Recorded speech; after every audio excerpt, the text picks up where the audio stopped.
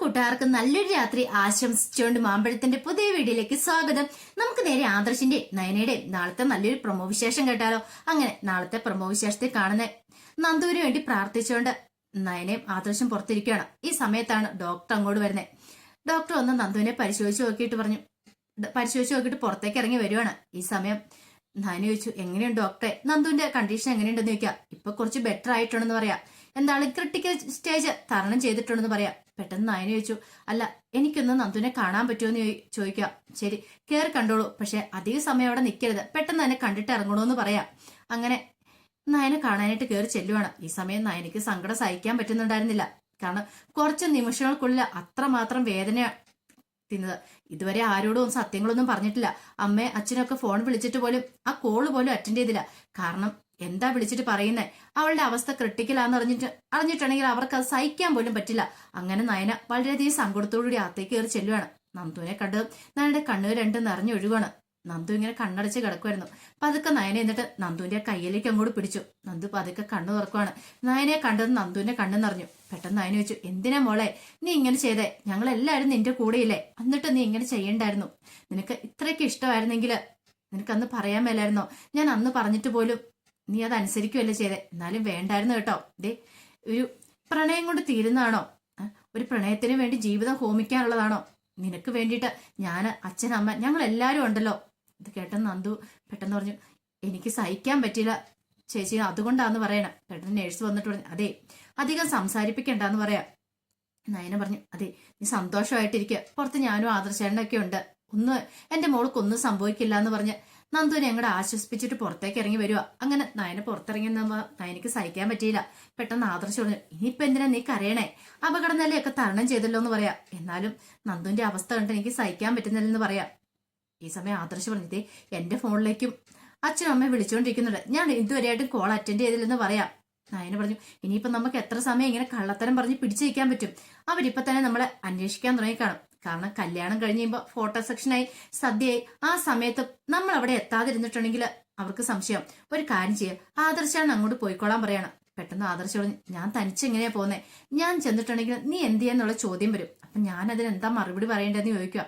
പെട്ടെന്ന് അതിന് പറഞ്ഞു, ഒരു കാര്യം ചെയ്യാം, എന്തേലും ഒരു കാര്യം പറ, ഇനിയിപ്പം പെട്ടെന്ന് ഹോസ്പിറ്റലിലേക്ക് വരണ്ട വന്നെന്നോ, നന്ദുവിന് വരെ തലർക്കോ അങ്ങനെ എന്തേലും ഒന്ന് പറഞ്ഞാൽ മതി, അല്ലെങ്കിൽ പിന്നെ എന്താ ചെയ്യണ്ടേ.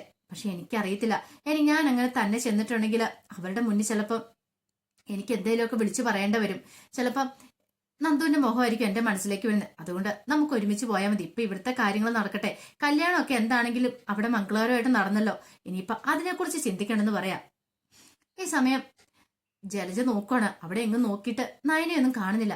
പെട്ടെന്ന് ദേവേനെ അവിടെ നിൽക്കുന്നുണ്ട്. ദേവേന്റെ അടുത്തേക്ക് ചെല്ലുവാണ്. ദേവേന്റെ അടുത്ത് എന്നിട്ട്, അല്ല അടുത്തി ഇതുവരെയായിട്ട് നയനെ ആദർശനെ കാണുന്നില്ലോ, അല്ലെങ്കിൽ ഇടയിലെല്ലാം ഓടിപ്പാഞ്ഞ് നടക്കുന്ന തന്റെ തലയെ കൂടെ ഈ കല്യാണം എല്ലാം ഓടുന്നതെന്നുള്ള രീതിക്ക് നയന നടക്കണ്ടാണല്ലോ, എന്നിട്ട് പിന്നെ എന്താ കാണാത്തെന്ന് ചോദിക്കാം. അറിയത്തില്ല, അന്ന് അശുവിൽ എവിടെയെങ്കിലും പോയിട്ട് വരട്ടെ, വരാതിരുന്നാ മതിയായിരുന്നു.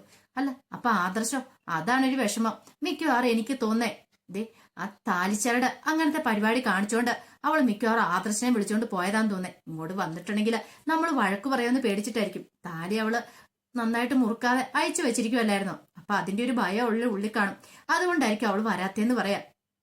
ഈ സമയം ജാനകിയും കൂടെ അങ്ങോട്ട് വന്നു. ജാനകി വന്നപ്പം ജലജ പറഞ്ഞു, അല്ല ഇതുവരെയായിട്ടും നയനെ ആദർശനെ കണ്ടില്ലോ എന്ന് പറയണം. പെട്ടെന്ന് ജാനകി പറഞ്ഞു, വരാതിരിക്കുന്ന പേദം എന്റെ അടുത്ത് എന്ത് ചെയ്യാനാന്ന് പറ. പിന്നെ ആദർശന്റെ കാര്യം ഓർത്തിട്ടാ എന്റെ അനിയെ പോലെ തന്നെ ഞാൻ അവനെ സ്നേഹിക്കുന്നത്. പക്ഷേങ്കിൽ എന്ത് ചെയ്യാനാ, ഇപ്പൊ എപ്പോ നോക്കിയാലും ഭാര്യയുടെ സാരിത്തുമ്പി പിടിച്ചല്ലേ അവൻ നടക്കണേന്ന് പറയാം.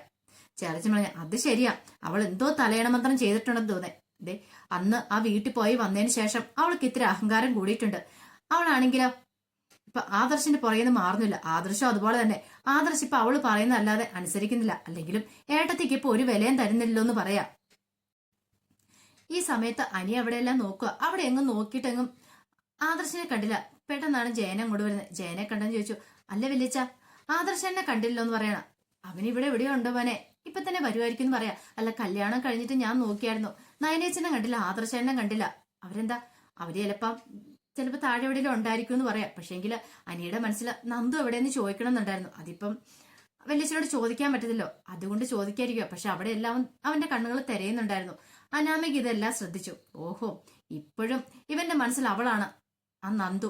അതുകൊണ്ടാണ് നന്ദുവിനെ പരന്നാന്ന് തോന്നുന്നത്. ഭാഗ്യത്തിന് അവൾ ഇങ്ങോട്ട് വന്നിട്ടില്ല. അത് തന്നെ ഒരു രക്ഷ. കല്യാണമൊക്കെ മംഗളകരമായിട്ട് നടന്നു. എന്നാലും അതെ, അവളുടെ ചേച്ചി ചെയ്ത കാര്യം തന്റെ താലി മനഃപൂർവ്വം അങ്ങോട്ട് മുറുക്കാതിരുന്ന, അങ്ങനെയാണെങ്കിലല്ലേ ഈ വിവാഹബന്ധം ഒരിക്കലും ശാശ്വതമാകുന്ന നാട്ടുകാരെ കൊണ്ടും കൂടെ പറയിപ്പിക്കണമല്ലോ. അതിന് വേണ്ടുന്ന ചെയ്ത പരിപാടിയാ. ഇതങ്ങനെ വെറുതെ വിടാൻ താൻ ഉദ്ദേശിച്ചിട്ടില്ല. അങ്ങോട്ട് ചെന്ന് കേറട്ടെ, അവറ്റോൾക്കുള്ള മറുപടി താൻ കൊടുക്കുന്നുണ്ട് എന്ന് വിചാരിച്ചോണ്ട് അവളോട് ഇരിക്കുവാണ്. ഈ സമയത്താണ് ദേവേനെ അങ്ങോട്ട് വന്നത്. ദേവേനെ എന്നിട്ട് ചോദിച്ചു, അല്ല മോളെ ഫുഡ് കഴിക്കണ്ടേന്ന് ചോദിക്കുകയാണ്. കഴിക്കണമെന്ന് പറയണം. പെട്ടെന്ന് അനിയോട് ചോദിച്ചു, ബാടാന്ന് പറയണം. അല്ല ആദർശേണ്ണ നയനേച്ചി അവര് വന്നിട്ട് നീ കഴിക്കുള്ളൂ എന്ന് ചോദിക്കുക. ഈ സമയം ജാനകിയും കൂടെ അങ്ങോട്ട് വന്നു. പെട്ടെന്ന് ജാനകിയുടെ മുഖം കണ്ടപ്പോഴത്തേനും ദേവേനെ ചോദിച്ചു, എന്താ ജാനകി എന്ത് പറ്റി? ഒന്നുമില്ല എന്ന് പറയാണ്. കാരണം ജാനകിയുടെ മനസ്സിൽ ടെൻഷനാ. കല്യാണം കഴിഞ്ഞെന്ന് പറഞ്ഞാലും ഇനിയിപ്പം നന്ദു എന്തേലും പാര പണിയോ എന്നൊരു ടെൻഷനുണ്ട്. നന്ദു ഇനിയിപ്പം തട്ടിക്കൊണ്ടുപോലും എല്ലാം നടത്തുമെന്ന്. ഇനിയിപ്പം കല്യാണം കഴിഞ്ഞെന്ന് പറഞ്ഞാലും നന്ദുവിനെ അനിയനും കൂടെ തട്ടിക്കൊണ്ടുപോയാൽ, അനിയെയും അനാമിയനെയും കൂടെ തട്ടിക്കൊണ്ടു പോയാൽ മതിയല്ലോ. ഇനിയിപ്പോ വീട്ടിൽ ചെന്ന് കയറിയാലോ ജാനകിക്ക് ഒരു സമാധാനമേ ഉള്ളൂ. കല്യാണം കഴിഞ്ഞപ്പോ പകുതി സമാധാനമായി. ഈ സമയത്ത് ദേവേന് പറയാം, എന്നാ ഞാൻ അങ്ങോട്ട് ചെല്ലട്ടെ എന്ന് പറഞ്ഞുകൊണ്ട് അങ്ങോട്ട് പോവാണ്. പെട്ടെന്ന് ജാനകി പറഞ്ഞു, ഇതുവരെയായിട്ടും ആദർശിനെ നയനയും കണ്ടിട്ടില്ലെന്ന് പറയാം. പെട്ടെന്ന് അനി ചോദിച്ചു, അല്ലമ്മേ അവരെവിടെ പോയി? എവിടെ പോവാൻ? എവിടെയെങ്കിലും പോയിട്ടുണ്ടായിരിക്കും. അവൾക്ക് അസൂയ. അല്ല പിന്നെ അവളുടെ അനിയത്തിനെ നീ കല്യാണം കഴിക്കാതെ തന്നെ ദേഷ്യാസൂയം തീർക്കുന്നാന്ന് പറയാം. പെട്ടെന്ന് അനി പറഞ്ഞു, ഇങ്ങനത്തെ വർത്താനമൊന്നും പറയില്ലെന്ന് പറയാണ്. അനാമി പറഞ്ഞു, പറഞ്ഞാൽ എന്താ കുഴപ്പമിരിക്കുന്നേ? എനിക്ക് ബലമായ സംശയം ഉണ്ടമ്മേ. അന്നത്തെ ആ പ്രശ്നത്തില് എനിക്ക് തോന്നേ ഇതിന്റെ പിന്നില് നന്ദുവിന്റെ പുറയിൽ ആരാന്നറിയാവോ? ആ നയനെന്ന് പറയുന്ന അവരായിരിക്കും. അവര് കാരണമായിരിക്കും ഈ പ്രശ്നങ്ങളെല്ലാം ഉണ്ടായത്. അന്ന് ആ തട്ടിക്കൊണ്ടു പോണ സമയത്ത് അവരും കൂടി എന്നെ രക്ഷിക്കാനായിട്ട് വന്നേ. എനിക്ക് തോന്നേ അവരെ ഏർപ്പാടാക്കിയ ഗുണ്ടകളാണോ സംശയം ഉണ്ടെന്ന് പറയാം.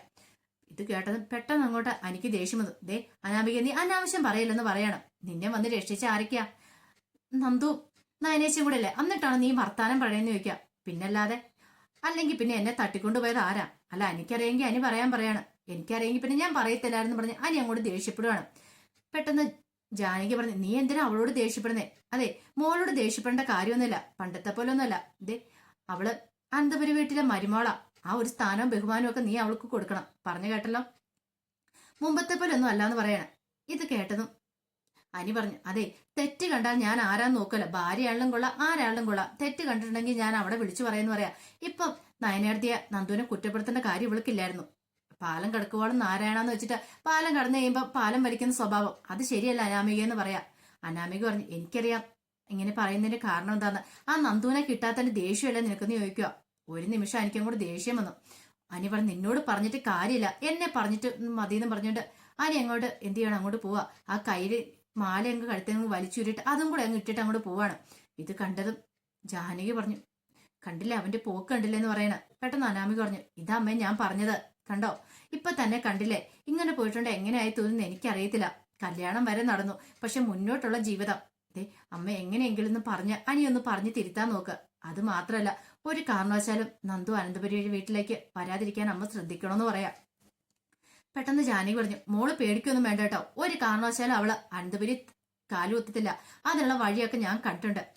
ഇപ്പൊ എന്താണെങ്കിലും ഞാൻ നയനെ അവളുടെ ചേച്ചി എന്ന് പറയുന്ന ഒരുത്തിയുണ്ടല്ലോ, അവളെയൊക്കെ പൊളിച്ചടുക്കിക്കൊണ്ടിരിക്കുമെന്ന് പറയണേ. അവറ്റകൾ ഇനി വീട്ടിൽ കിടന്ന് തുള്ളിക്കളിക്കട്ടെ, ഞാൻ കാണിച്ചു കൊടുക്കുന്നുണ്ട്. മോള് പേടിക്കൊന്നും വേണ്ടെന്നേ. മോൾക്ക് ഒരു കുഴപ്പമുണ്ടായില്ല ആ വീട്ടിലേക്ക് വന്നിട്ടുണ്ടെങ്കിൽ. അല്ലെങ്കിൽ തന്നെ ഏട്ടത്തി ഇപ്പോഴേ പറയുന്നുണ്ട്, കുടുംബത്തിലെ മൂത്ത മരുമോളാ അനാമിക മോളെന്ന്. അതുകൊണ്ട് പേടിക്കൊന്നും വേണ്ട. ഏട്ടത്തി അംഗീകരിച്ചു കഴിഞ്ഞാൽ പിന്നെ അതെ അനന്തപുരി വീട് കീഴടക്കിയ പോലെയായി. കാരണം ഏട്ടത്തിയുടെ വാക്കുകൾക്ക് അവിടെ നല്ല വിലയുണ്ടെന്ന് പറയാം. പെട്ടെന്ന് അനാമിക പറഞ്ഞു, അത് മാത്രമേ എനിക്കൊരു സന്തോഷമുള്ളേ. കാരണം അനിയുടെ സ്വഭാവം ഇങ്ങനെയാണെങ്കിൽ മുന്നോട്ടുള്ള ജീവിതം എങ്ങനെയാവുമെന്ന് എനിക്ക് ഇപ്പോഴും നല്ല പേടിയുണ്ട്. അനിക്ക് ഒട്ടും ഇഷ്ടമില്ലാതെയാ ഈ കല്യാണം നടത്തിയെന്ന് തോന്നിയെന്ന് പറയണം. ജാനകി പറഞ്ഞു, അതൊന്നും കുഴപ്പമില്ല മോളെ, അവനെ മാറ്റിയെടുക്കേണ്ട ഇനി നീയാണ്. നീ വിചാരിച്ചാൽ മാത്രമേ അവനൊരു മാറ്റം ഉണ്ടാവുള്ളൂ എന്ന് പറയണം. ശരിയെന്ന് പറഞ്ഞിട്ട് അനാമി അങ്ങോട്ട് പോവാ. ഈ സമയം അനി ആകെപ്പാടെ ഭ്രാന്ത് പിടിച്ച അവസ്ഥയിലായിരുന്നു. അനി അവിടെ എല്ലാം നോക്കി, പക്ഷെ അവിടെയൊന്നും ആദർശനെ കണ്ടില്ല, നന്ദൂരെയും കണ്ടില്ല. ഇവരിത് എവിടെ പോയി പോലും. പിന്നീട് രാകേഷിനെയും വിഘ്നേഷിനെയും നോക്കി, അവന്മാരും ഇല്ല. അനി പെട്ടെന്ന് ഫോൺ എടുത്തിട്ട് ആദർശിന്റെ ഫോണിലേക്ക് വിളിക്കുവാണ്. ഈ സമയം ആദർശ് ഐസിന്റെ ഫ്രണ്ടിൽ നിൽക്കുക. അനിയുടെ കോള് കണ്ടപ്പോഴത്തേനും ആദർശ് നയനോട് പറഞ്ഞതേ അനി വിളിക്കുന്നുണ്ട്, എന്താ ചെയ്യേണ്ടതെന്ന് ചോദിക്കുക. തൽക്കാലത്തേക്ക് ആദർശാനൊന്നും പറയണ്ട. അവൻ ഇപ്പൊ ആ കാര്യം പറഞ്ഞിട്ടുണ്ടെങ്കിൽ വല്ലാത്ത പ്രശ്നവും അറിയാലോ. മിക്കവാറും അവൻ എവിടെ നിന്ന് ഇങ്ങോട്ട് ഓടി വരും. കല്യാണം കഴിഞ്ഞൊന്നും അവൻ നോക്കത്തില്ല എന്ന് പറയാ. ഞാൻ എന്താ പറയേണ്ടതെന്ന് ചോദിക്കുക. കോൾ എടുക്കണ്ട, കോൾ എടുത്തിട്ടുണ്ടെ പ്രശ്നമാവെന്ന് പറയാ. ഇതെന്താ പോലും ഈ ആദർശേട്ടൻ കോൾ എടുക്കാത്തെ എന്നോർത്ത് ആകെപ്പാട് ടെൻഷനായി എനിക്ക്. നയനെടുത്തിനെ ഒന്ന് വിളിച്ചു നോക്കാന്നോർത്ത് നയനെയും വിളിക്കുവാണ്. അങ്ങനെ അവർ രണ്ടുപേരും കോൾ എടുത്തില്ല. എന്തോ ഒരു പ്രശ്നമുണ്ടല്ലോ. അങ്ങനെ അനിയുടെ മനസ്സിൽ ചില സംശയങ്ങളൊക്കെ ഉണ്ടാവുകയാണ്. ഈ സമയത്ത് ദേവേനി നേരെ ജാനകിയുടെ അടുത്തേക്ക് വരുവാണ്. അപ്പൊ ജാനകിയുടെ കണ്ടപ്പം ദേവേനി പറഞ്ഞു, അല്ല നീ ഫുഡ് കഴിച്ചോന്ന് ചോദിക്കാം. ഇല്ല നമുക്ക് കഴിക്കാം. അല്ല ആദർശിനെ നയനെ ഇതുവരെയായിട്ട് കണ്ടിട്ടില്ലോ എന്ന് പറയണം. അവരെപ്പോഴേലും വന്ന് കഴിക്കട്ടെ, ഇനി വന്നില്ലേലും കുഴപ്പമില്ലെന്ന് ദേവേനെ പറയാം. അവൾക്ക് അസൂയ കാരണം അവള് മാറി നിൽക്കുന്നതല്ലേ, അതിനിപ്പോ എന്ത് ചെയ്യാൻ പറ്റുമെന്ന് ചോദിക്കാം. അവളുടെ മനസ്സിലെ വിചാരം എന്താണെന്നറിയോ, അവളുടെ സ്ഥാനം പോകൂലോ എന്ന് ഓർത്തോണ്ടാ ജാനകി. അതോർത്ത് പേടിക്കൊന്നും വേണ്ട. അവൾക്ക് അല്ലേലും ഞാൻ ഒരിക്കലും ആ സ്ഥാനം കൊടുത്തിട്ടില്ല. ഇനി മൂത്ത മരുമോളായിട്ട് വീട്ടിലേക്ക് വരുന്ന അനാമികമോള, അവളെ ഒരു ചെറിയ വാക്കുകൊണ്ടോ നോക്കുകൊണ്ടോ പോലും ആരും അവിടെ നോവിക്കാൻ പോകുന്നില്ല, ആരും അവളെ വിഷമിപ്പിക്കാനും പോകുന്നില്ല. മറ്റു രണ്ടവളുമാരുണ്ടല്ലോ അവിടെ, അവളുമാരെല്ലാ ജോലികളും ചെയ്തോളൂ. അനാമികമോൾ അവിടെ വന്നിരുന്നാൽ മാത്രം മതി. അങ്ങനെയൊക്കെ പറഞ്ഞ് അനാമികനെ അങ്ങോട്ട് പൊഴുത്തുവാണ്. ഇതൊക്കെ കേട്ട് കഴിഞ്ഞപ്പോഴത്തേനും അനാമിക അങ്ങോട്ട് നിലത്തൊന്നും അല്ല നിൽക്കുന്നേ. ഈ സമയം അനിയുടെ മനസ്സിലാണ് തീയാണ്. ഇതുവരെയായിട്ട് നന്ദുവിനെ കുറിച്ച് പോലും വിവരമില്ല. എന്താ ഒരു കാര്യം ചെയ്യാം, രാകേഷിനെ ഒന്ന് വിളിച്ചു നോക്കാം എന്ന് കരുതി രാകേഷിനെ വിളിക്കാൻ തുടങ്ങുവാണ്. ആ സമയത്ത് നവ്യയാണെങ്കിലും കനകയാണെങ്കിലും വല്ലാത്ത ടെൻഷനില്ല. ഇത്ര സമയമായിട്ട് ഒന്നും കാണുന്നില്ല, ഇത് എവിടെ പോയി ഇരിക്കുമായിരിക്കും ഇവര് എന്നോർത്തോണ്ട് ഇങ്ങനെ ഇരിക്കുക. ആ സമയം ഗോവിന്ദൻ പറഞ്ഞു, ഒരു കാര്യം ചെയ്യാം, ഞാൻ ഒന്നുകൂടെ ഒന്ന് വിളിച്ചു നോക്കട്ടെ എന്ന് ഓർത്തോണ്ട് ആദർശിന്റെ ഫോണിലേക്ക് വിളിക്കുകയാണ്. പിന്നീട് ആദർശ് കോൾ എടുത്തു കഴിഞ്ഞപ്പം എവിടെയാന്നൊക്കെ ചോദിച്ചു കഴിയുമ്പോൾ ആദർശിന് പിന്നെ കാര്യങ്ങളൊക്കെ പറയേണ്ടി വന്നു. കാരണം ഇനിയിപ്പം അവളുടെ ക്രിട്ടിക്കൽ സ്റ്റേജ് ഒക്കെ കഴിഞ്ഞു നന്ദുവിന്റെ. അങ്ങനെ ഇത് കേട്ട് കഴിഞ്ഞപ്പോഴത്തേനും വല്ലാത്തൊരവസ്ഥയായിപ്പോയി ഗോവിന്ദന് എന്ത് ചെയ്യണമെന്ന് അറിയത്തില്ല. ഗോവിന്ദ് പെട്ടെന്ന് കനകയോട് കാര്യങ്ങൾ പറയാണ്. കനകോട്, ദൈവമേ എന്റെ മോള്, ഒരു കാര്യം ചെയ്യാം, നമുക്ക് ഇപ്പൊ തന്നെ പോവാൻ ഗോവിന്ദേട്ടാന്ന് പറയാണ്. നവി പറഞ്ഞു, ഞാനും കൂടെ വരാം. വേണ്ട, മോൾ ഇവിടെ നിന്നോ, ഞങ്ങൾ ഇപ്പൊ തന്നെ പോയിക്കാം, കുഴപ്പമൊന്നും ഇല്ലെന്നാ പറഞ്ഞത്. അതുകൊണ്ട് മോൾ ഇവിടെ നിൽക്കാം, നമ്മളെല്ലാരും കൂടെ പോയിട്ടുണ്ടെങ്കിൽ സംശയം തോന്നും. അത് മാത്രമല്ല, തൽക്കാലത്തേക്ക് മോൾ ഇതിവിടെ ആരോടും പറയണ്ട കേട്ടോ. ഇവിടെ അറിഞ്ഞിട്ടുണ്ടെങ്കിൽ അത് അതിനേക്കാളും വലിയ പ്രശ്നമാവും. ഇനി അതിന്റെ പേരിലായിരിക്കും ഈ വീട്ടിലൊരു വഴക്ക് നടക്കാൻ പോകുന്നു പറയാം. നവ്യ പറഞ്ഞു, എന്നാലും എനിക്ക് മോള് വിഷമിക്കാതെ വെക്കോ, ഞങ്ങൾ മോളെ വിളിച്ചേക്കാന്ന് പറഞ്ഞുകൊണ്ട് അവരങ്ങോട്ട് ഹോസ്പിറ്റലിലേക്ക് പോവാണ്. ഈ സമയത്താണ് അനി രാകേഷിനെ ഫോണിലേക്ക് വിളിക്കുന്നത്. അങ്ങനെ അനിയുടെ കോള് കണ്ടപ്പോഴത്തേന് രാകേഷ് വിഘ്നേഷിനോട്, ദേ അവൻ വിളിക്കുന്നുണ്ടെന്ന് പറയാം. അനി, എടാ നീ കോൾ എടുത്തിട്ട് ഞാൻ എന്താ പറയണ്ടേ, എടുത്തിട്ട് പറ, സംസാരിക്കുക, അല്ലാതെ ഇപ്പൊ എന്താ ചെയ്യണ്ടേ, എപ്പോഴാണെങ്കിലും അവൻ സത്യങ്ങളൊക്കെ അറിയില്ലെന്ന് ചോദിക്കുക. അങ്ങനെ കോൾ എടുത്തു കഴിഞ്ഞപ്പോഴത്തേന് അനി ചോദിച്ചു, നിങ്ങൾ എവിടെയാടാന്ന് ചോദിക്കുവാണ്. ഇതേ ഞങ്ങള് പുറത്തുണ്ട്. എന്നിട്ട് നിങ്ങളെന്താ ഇങ്ങനെ ഈ സമയം ഇങ്ങോട്ട് കയറി വരാത്തേന്ന് ചോദിക്കും. നിങ്ങളെ ഞാൻ കണ്ടതേ ഇല്ലോ എന്ന് പറയാണ്. ഇത് കേട്ടപ്പോ രാകേഷ് ഒന്നും മിണ്ടിയില്ല. എടാ കാര്യം പറ, നന്ദുവിനെ നീ കണ്ടായിരുന്നോ, നന്ദുവിനെ കല്യാണത്തിന് സമയത്ത് ഇവിടെ കണ്ടില്ലോ എന്ന് പറയാണ്. പെട്ടെന്ന് രാകേഷ് പറഞ്ഞു, അത് ഒരു പ്രശ്നമുണ്ടെന്ന് പറയണേ. എന്താ? അതെ, അവളൊരു കടുങ്കൈ ചെയ്യുന്നു പറയാൻ. നന്ദു കടുങ്കൈ ചെയ്യുന്നത് എന്താ? അവള് പുഴയെ ചാടി ആത്മഹത്യ ചെയ്യാൻ ശ്രമിച്ചെന്ന് പറയാ.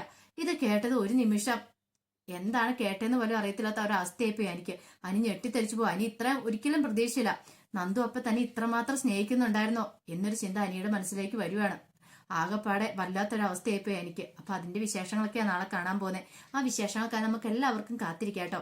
ആദ്യമായി കാണുന്നവരാണെങ്കിൽ ചാനൽ ഇഷ്ടപ്പെട്ട ഒന്ന് സബ്സ്ക്രൈബ് ചെയ്യാൻ മറക്കരുതേ. അതോടൊപ്പം തന്നെ കണ്ടുകൊണ്ടിരിക്കുന്ന എല്ലാവരുടെ സപ്പോർട്ടിലായിരിക്കും തുടർന്നും പ്രതീക്ഷിച്ചുകൊണ്ട് എല്ലാവർക്കും ഒരിക്കൽ കൂടി നല്ലൊരു രാത്രി ആശംസിച്ചുകൊണ്ട് നിർത്തുന്നു. നന്ദി.